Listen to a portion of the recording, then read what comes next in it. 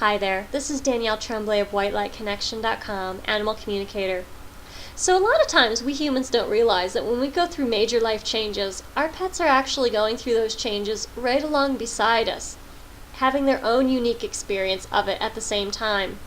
And these particular experiences, such as moving or marriage or blending two households together, adding new pets, the birth of a baby, someone going off to college, or even the loss of a key family member who has transitioned out of the physical and the spiritual, can really have a profound impact upon our animal's life experience. Sometimes we expect our animals to actually adapt to just about every situation that we toss at them. And sometimes our animals find that challenging, or they don't have enough information to adapt with complete ease. And as a result, sometimes months after the major life change occurred, our pets are exhibiting negative behaviors. And that can be surprising, shocking, and frustrating for us, especially if we don't know what to do about it. To stand there and scratch your head and say, wow, I really don't know how to assist my animal in changing this behavior, can really create a strain and a dampening effect on your relationship with them.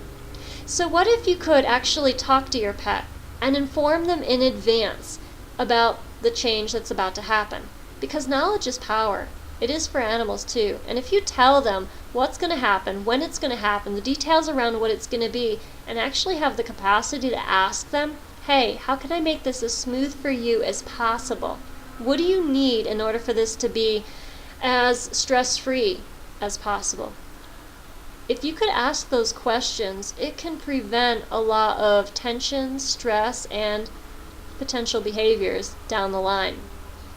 So, when I moved here from New York State to Colorado, if I did not have the capacity to talk to my animals, I would have thought of one thing only: keeping my pets safe, especially my cats. I have 4 cats, 2 turtles, and I was moving into a household for an indefinite period of time where I was going to be in a spare bedroom with my cats, and on the other side of that door would be my sister's. I was moving into her house, her 2 dogs that just weren't cat savvy. They were far too interested in my cats to allow the 6 of them to coexist. Not only that, my brother-in-law was allergic to cats. So, my tendency would have been just think safety first, keep everybody safe. I wouldn't have thought to ask them, cats, what do you require emotionally in order to decrease the stress so that you guys can be as comfortable as possible? Because don't we all know that pets that are happy tend to be well-balanced, and animals that are well-balanced tend not to have behavior issues. So I ended up talking to my 4 cats, and some of the key things that I learned that I wouldn't have known had I not talked to them was they were asking to increase the territory of the space to the best of my ability in that bedroom. So what I did was, instead of having just one floor level, I put, of course, my bed in there, and I had my office, so I had my desk in there, and I created as many, using objects, tiered locations where the cats could go at different heights, thereby not just having one floor level, but multiple. Okay, that is a really easy tip for one easy way of increasing space, especially for cats in any household environment. So I took their 3-tiered cat tree, I put it in front of the window. I used the window as a focal point of entertainment for the cats. I made sure that every morning I got up, I opened the blinds, and that I closed the blinds at night only, so that during the day they had full access to things to watch, birds, etc., neighbors, dogs, and things along those lines. Another cat asked for a cubbyhole or retreat places to go to in that particular bedroom, so we could kind of get away from the other cats. So I created about 5 or 6 of those spaces, multiple locations, again at different heights. Another cat asked that all the cats be supervised during feeding so that nobody was pushing anybody away from the feeding bowls. So those are things I personally wouldn't have thought of had I not communicated. So it's for this reason that I feel it's really about time that people start to have the opportunity to really embrace their own intuitive skills, to be able to communicate with the animals in this way for situations just like this. Can you imagine being able to ask your animal this and being able to get the answers just like that and know what needs to be done? And in times when problems do arise, you have a tool, you have techniques and actually how to approach it, and you can do something about it right then and there versus hoping it'll resolve itself, which it may or may not, or allowing it to fester and grow potentially worse over time. So at this time, I'm now offering 8 hours of private one-on-one animal communication training. So this is private coaching, private mentoring with you and me on a phone or a Skype line, scheduled in such a way over calendar days that works for you. There's going to be no other students on the call.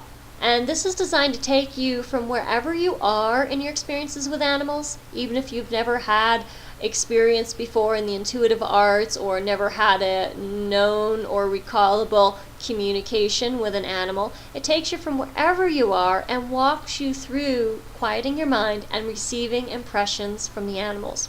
You'll receive hours of practice talking with my own cats, turtles, some of my own past deceased dog family members.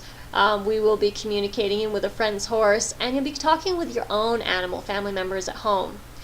I want you to be empowered so that by the time the course is over, yes, you'll still continue to practice communicating with the animals in order to allow the fluidity of the work and the honing of your own natural intuitive abilities to continue to unfold. But I want you to be able to know that, hey, if I need to, I can talk to my own pets. I can do it right now. If they need information and problem solving or any other topic, I can provide that with them. And I can also ask questions of them that will help me better know where they stand. So if this particular course sounds right for you, if you feel it would be of service to you, whether you're working in a professional capacity with animals or you're simply wanting to communicate with your own pets, or maybe you just have a genuine desire to do this work and see what's possible with your intuition, then I encourage you to really reach out to me. I encourage you to email me. Please do so at whitelightconnection@hotmail.com. See the link below. And please put in the tagline, I want to talk with animals. We will set up a time by phone in order for me to fill you in on the details of the course and to help you get clear on if this course is right for you and if I'm the right teacher for you. I look forward to hearing from you. If I can be of service now or in the future, please let me know.